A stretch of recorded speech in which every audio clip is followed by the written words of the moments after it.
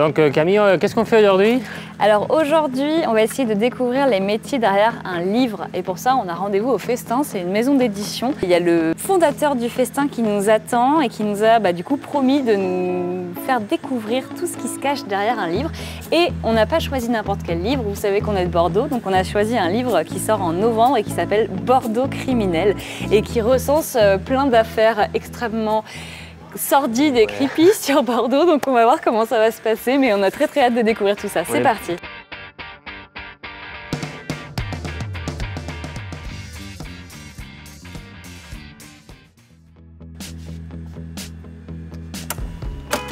Allez, on rentre. C'est ici, Là, deuxième étage. Là. C'est un peu un labyrinthe là.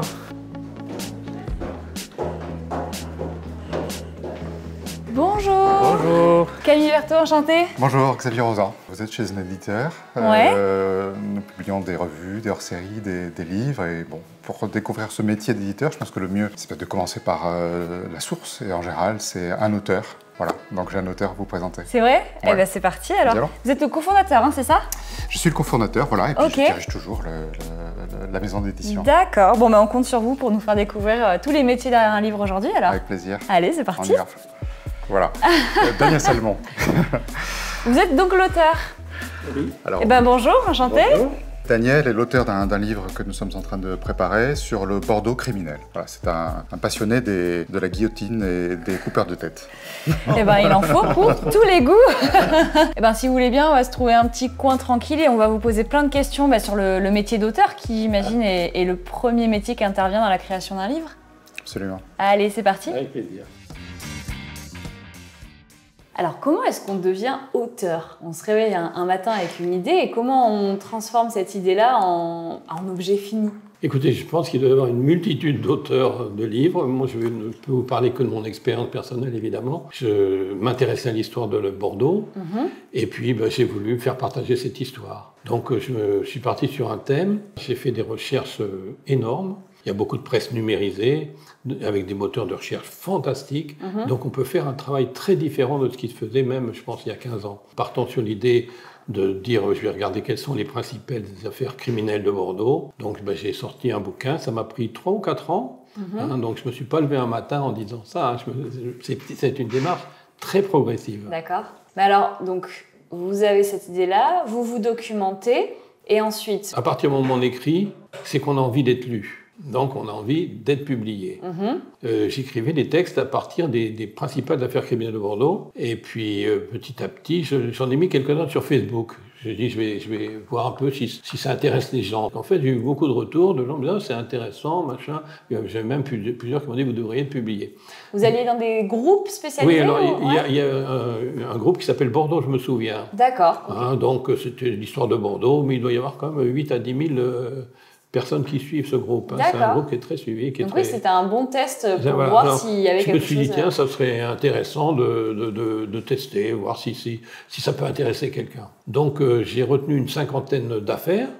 Voilà, ça a donné ce document-là. Et puis je l'ai donc envoyé à quelques éditeurs de Bordeaux. Et il se trouve que le Festin m'a répondu favorablement. Donc ça, c'était finalement pas le produit fini. Ça, c'est une version bêta, on va dire. Voilà, exactement. C'est une version bêta. C'est pas le produit fini. D'accord. Et qu'est-ce qui a fait que vous avez souhaité être publié dans une maison d'édition? Parce que vous auriez pu vous auto-publier. J'aurais pu m'auto-publier. C'est plus facile à dire qu'à faire parce que l'édition, c'est pas seulement publier, c'est aussi avoir un suivi, faire savoir que le livre existe. Ouais, tout ça, on va le découvrir avec les autres intervenants tout au long de la journée, du coup. Concrètement, comment on contacte une maison d'édition? Vous avez imprimé ce document en 20 exemplaires et vous l'avez envoyé à 20 maisons? Vous les appelez ou... Non, c'est exactement comme ça. D'accord, tout simplement. J'ai fait une dizaine d'exemplaires et j'ai envoyé à des maisons d'édition qui me semblaient correspondre au créneau. Donc il n'y a pas besoin d'un réseau particulier, simplement c'est du bon sens. Je n'ai eu aucun réseau. Ok. Alors donc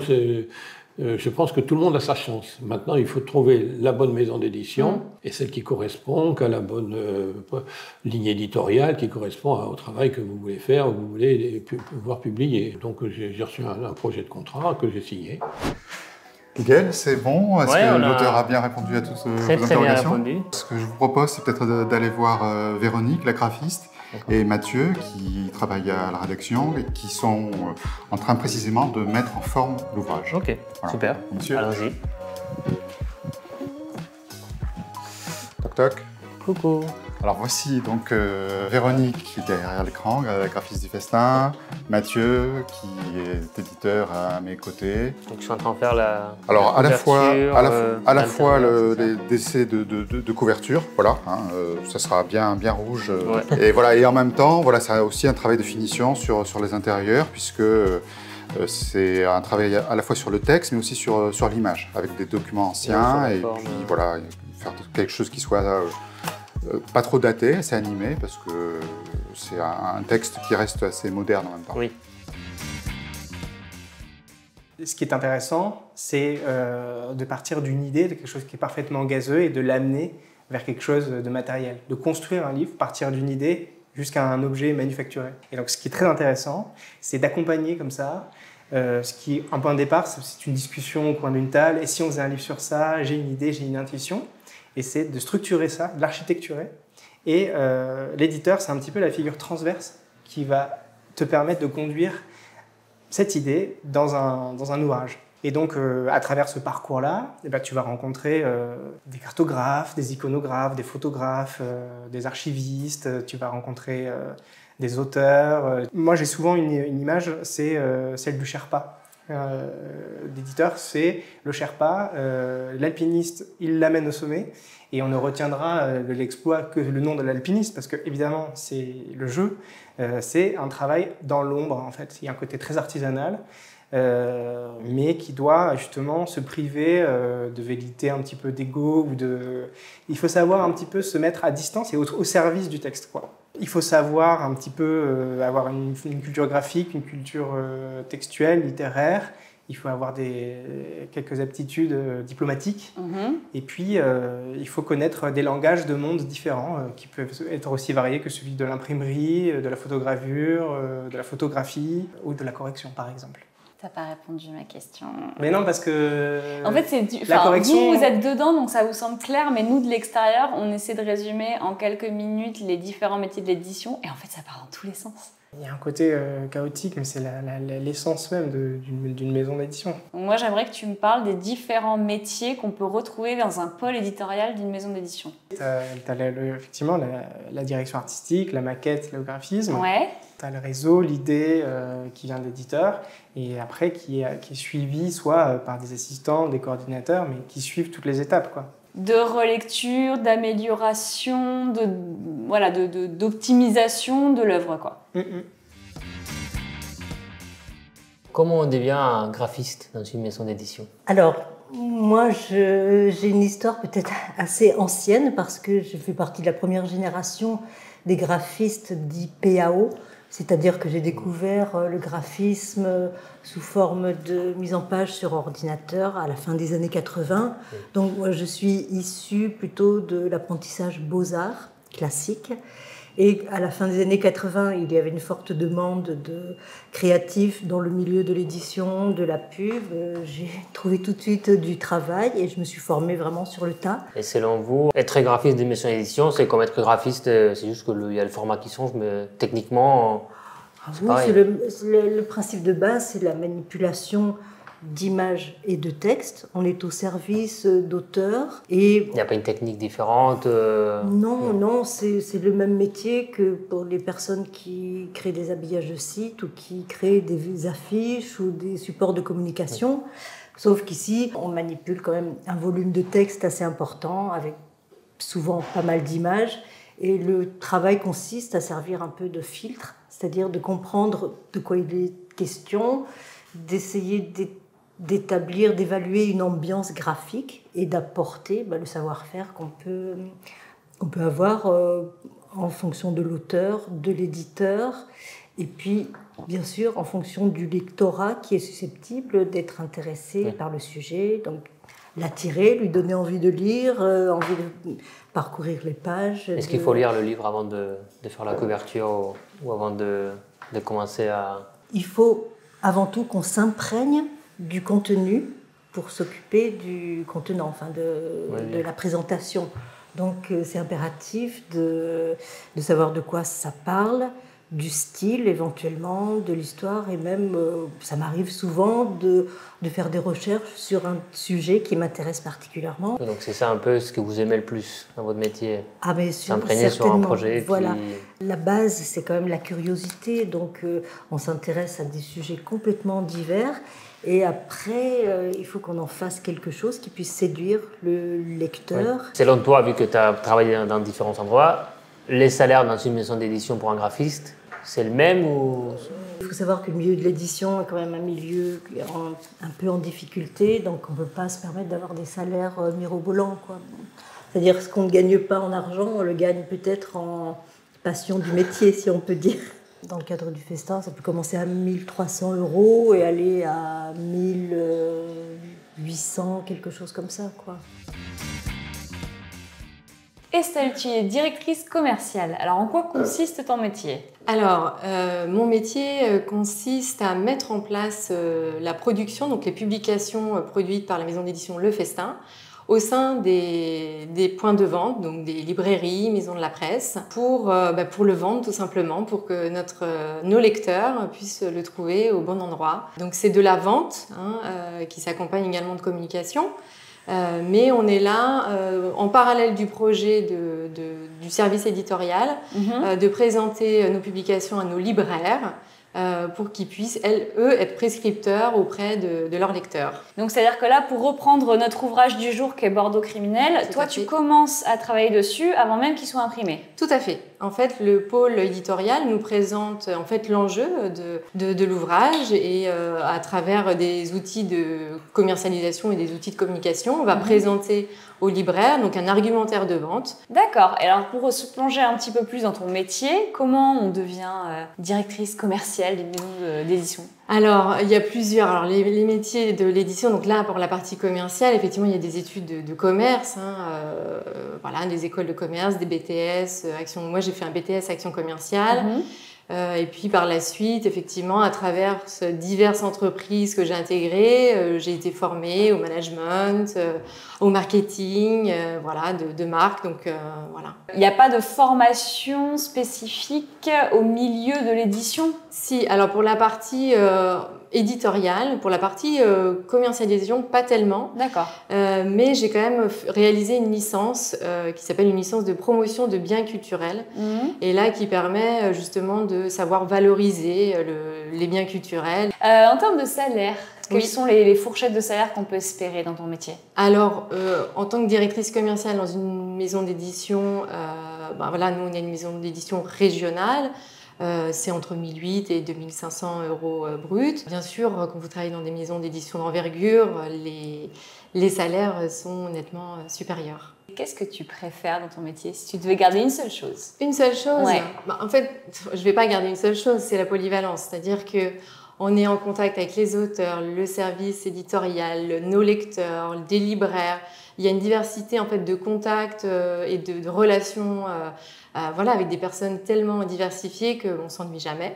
Donc c'est la polyvalence clairement du métier que j'apprécie. Donc si j'ai bien compris, le but de ta mission là, c'est de définir quelles vont être les ventes et donc c'est toi qui vas donner les volumes à l'imprimeur. Alors, pas directement moi à l'imprimeur, mais au service éditorial qui est en contact avec l'imprimeur. Mais c'est effectivement notre relation avec les libraires qui va déterminer effectivement le nombre d'exemplaires que nous allons pouvoir mettre à la vente. Voilà, et estimer les ventes finales d'un ouvrage. Bon, il faut que tu nous amènes voir cet imprimeur alors. Mais tout à fait, on y va? Ah bah, très bien. Du coup, ils nous attendent là? Oui, oui, tout à fait. Hop. C'est grand, hein? Oui.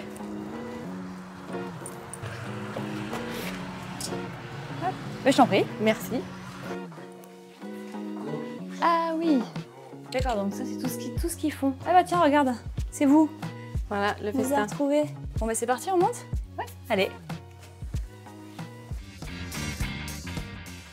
Oui, bonjour, je me présente, je suis Olivier Tonnier, le responsable de l'imprimerie La Plante. En fait, je suis gérant avec mon frère depuis plus de 22 ans. Et donc, on travaille avec des clients très intéressants sur Bordeaux, très connus, comme le Festin, depuis plus de 15 ans. Et alors, on trouve quoi comme type de métier dans une imprimerie? Alors, dans l'imprimerie, c'est assez large parce qu'il y a beaucoup de métiers différents. On peut aller du chef d'atelier qui va s'occuper de gérer le planning de toutes les machines, le planning de toutes les machines du façonnage pour respecter les délais impartis par le client. Et puis on va trouver les conducteurs de machines offset qui vont imprimer, qui vont parfois être en 2/8, et les conducteurs de machines au niveau du façonnage, donc on appelle ça les façonniers, qui vont s'occuper de faire la finition, c'est-à-dire tout ce qui est pliage, coupe, assemblage, brochage, piqûre. Et ensuite on va trouver ceux qui vont faire la logistique, c'est-à-dire la préparation des commandes et la livraison sur tous les secteurs de Bordeaux et ses environs. D'accord. Et les fourchettes de salaire dans ces métiers-là, j'imagine que c'est hyper varié? Ben oui, comme il y a beaucoup de métiers différents, ça peut aller du chef d'atelier à 4 000 € brut jusqu'à 2 000 € brut, enfin le salaire standard pour un jeune qui arrive et qui va débuter, qui va apprendre sur le métier au sein de l'imprimerie. Et toi, bon, maintenant tu es chef d'entreprise, donc j'imagine que tu as beaucoup de gestion et de choses comme ça, mais dans le métier d'imprimeur, même si je sais que c'est un mot valise, qu'est-ce qui te plaît le plus? Qu'est-ce que tu aimes dans ce métier-là? Ce que je préfère, moi, c'est tout ce qui est l'aspect commercial, mais surtout l'approche client. L'écoute et réaliser en fait ce que souhaite le client et arriver jusqu'au bout d'une étude par rapport à ce que demande le client. Ben merci. Non, mais avec plaisir. Merci beaucoup. Et ben on va passer à l'étape suivante, a priori, qui est la dernière étape, je pense, Estelle, et qui est la librairie, la commercialisation. C'est parti? Allons-y. Donc ça y est, la dernière étape, la librairie à Talence indépendante. Oui, la librairie Georges, tout à fait. Voilà. Mais alors, c'est la dernière étape. Bah non, pas tout à fait, Miguel. Il faut que le livre se retrouve dans les mains de nos lecteurs. Donc il faut acheter un livre. Tout à fait. Et pour ça, il faut un métier. Tout à fait, le libraire, pour conseiller notre livre. Donc là, on va découvrir Magali. Tout à fait, la libraire du rayon régionaliste. C'est un peu votre... C'est mon interlocutrice, voilà. Tout à fait, pour présenter les nouveautés du festin. Très bien.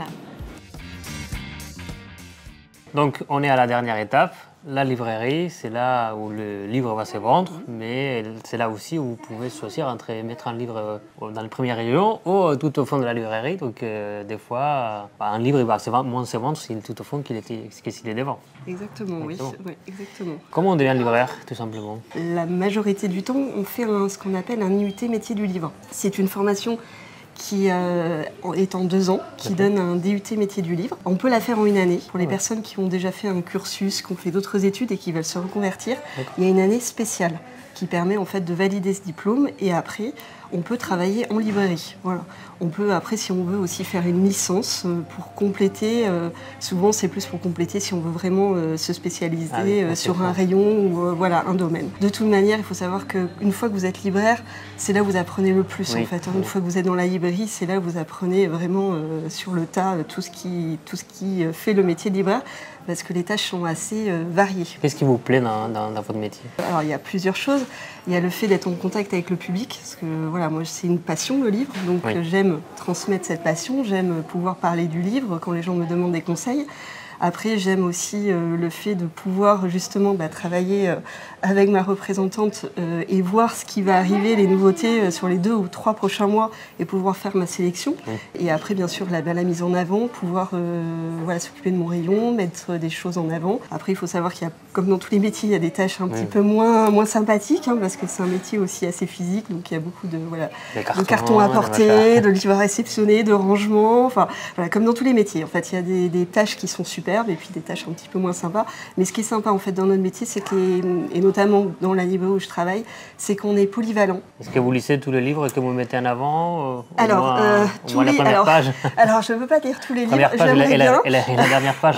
J'aimerais bien, mais non, malheureusement. Et dernière question, combien on peut espérer gagner quand on travaille dans une librairie? Alors, j'ai pas la fourchette exacte parce que voilà, souvent on commence au SMIC. On peut dépasser les 2000, mais après c'est pas voilà. Il faut savoir que c'est un métier.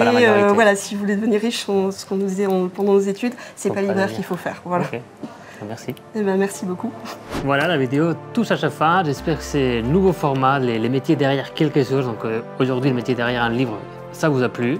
On a exploré pas mal de métiers aujourd'hui. On a commencé par auteur, on a vu graphiste, on a vu il y avait la directrice commerciale, tout le pôle édito avec les correcteurs, imprimeur. Voilà. Et libraire. Tout ça pour vous dire que si jamais vous souhaitez bosser dans le milieu du livre, priori, il y a plusieurs carrières qui s'offrent à vous. Si vous voulez rentrer plus en détail sur le métier de livreur et d'imprimeur, on a fait déjà la vidéo complète et elle est disponible sur notre chaîne YouTube. Et puis si vous souhaitez qu'on rentre plus en détail dans certains métiers qu'on a évoqués aujourd'hui, n'hésitez pas à nous le dire aux commentaires et puis on verra dans quelle mesure on peut pas s'organiser un petit tournage parce qu'on a adoré rencontrer toutes ces personnes aujourd'hui et ça ne nous dérangerait pas d'y revenir. Voilà, on vous dit à très vite et à très vite.